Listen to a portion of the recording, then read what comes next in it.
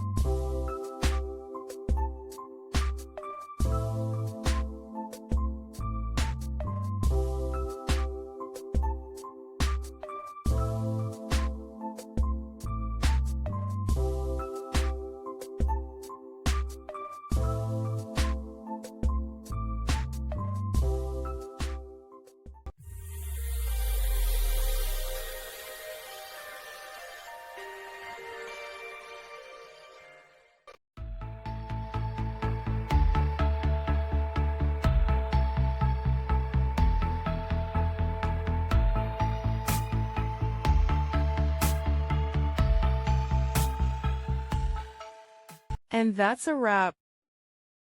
I hope you found the answer you were looking for. If you did, take a second to hit that subscribe button. It really helps out. And let me know in the comments which solution worked best for you. See you next time in the debug zone.